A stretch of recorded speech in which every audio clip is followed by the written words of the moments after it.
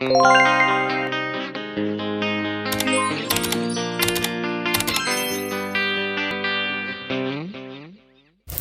everyone, it's me again, Clara Matos po. So ayan guys, for today's video, luluto po ako ng kalabasa.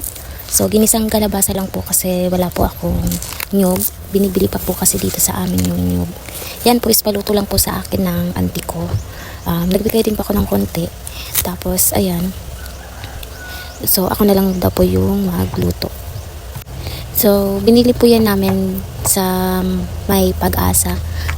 Dito po yun sa amin pero malayo po siya ng konti, so nilakad lang po namin papunta doon kasi hindi pa po tumutubo yung tinanim namin na kalabasa. Shout out po kay Kuya Nico Colon from ibang bansa po siya. So thank you so much po for being kind of me. Yeah. Thank you po. And kay Kuya Khalifa, Tita Jan Marie and Tita Crisilda, thank you so much po sa inyong lahat. And kay Ate Adela Awardee from here po sa amin sa Bicol po. And thank you so much po sa inyong lahat sa pagsusuporta niyo po sa akin. Shout out ko po kayo. Comment nyo lang po yung mga name nyo sa comment down below. At babasahin ko po yan. Nababasa ko po lahat ng mga comment nyo dito sa aking mga na-upload. And super thankful po ako kasi kahit papaano, kahit minsan lang po ako makapag-upload, is palagi po kayong nakasuporta sa kada pag-upload ko po ng videos ko. So ayan, thank you po. And shout out po kay Mami Virgilin Curse. And sana mag-ingat ka po palagi and wag mo pong papabayaan yung sarili mo para hindi ka po ulit magkasakit. Sa mga nagtatanong din po pala, kasi may nababasa po ako sa comment section na pumayat daw po ako. Hindi ko po kasi alam kung bakit hindi po talaga ako makatulog tuwing gabi.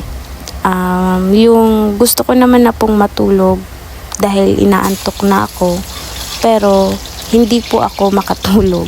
Tapos ayun, ang problema, nagkaroon na po ako ng low blood. So dati pa po ako low blood, so nagpa-BP po ako kasi dito po sa amin sa center, nagpa-BP po ako sa barangay. Una pong BP sa akin is 50 na daw po yung BP ko. Tapos inulit po. So, ayun, 60. Tapos, 60 po talaga na yung BP. So, dati pa po kasi talaga 60 na din po talaga yung BP ng dugo ko. So, kaya po pala nahihilo ako. Tapos, palaging masakit yung ulo ko. Tapos, ayun po, binigyan lang po ako ng reseta na ibibili po sa tindahan, yung yung gamot sa nahihilo, yun na yun. Tapos ayun po, pero wala pa po ako ng vitamins, saka na po ako bibili niyan kapag may budget na po ako, kasi ngayon tamang lang po muna ako, vlog, wala pa po akong nasasahod kasi alam niyo na po, sa mga nakakaalam, may quota po talaga si YouTube para makasahod.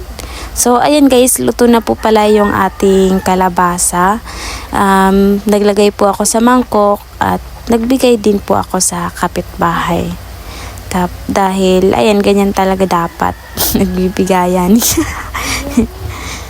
Tapos ayan din po si Mamay, matanda na po yan.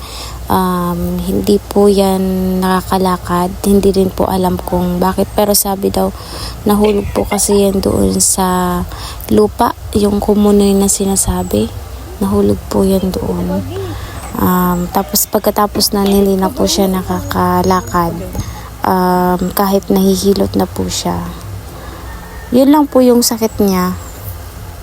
Tapos, ayan po yung pinsan ko, siya na lang pinadala ko ng kawali kasi doon po kami pupunta sa bahay nila na temporary kasi doon po ako kakain. Masarap po kasi kapag marami kang kasama, kapag kakain ka, nabubusog ka, tapos sobrang saya.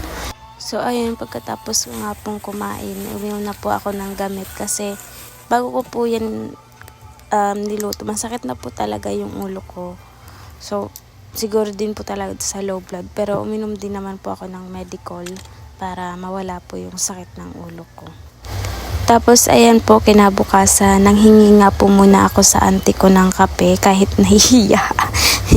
Kasi wala po talaga akong kape dito sa bahay. As in, zero balance po talaga ako. Kaya kapag hihingi po ako, nilalakasan ko lang loob ko. Minsan po hindi na ako nagpapaalam. Tapos syempre, habang nagkakape, muni-muni, isip-isip ng mga kahit ano. So hanggang dito na po muna guys ang aking video. So maraming salamat po ulit sa inyong lahat and God bless. Bye bye!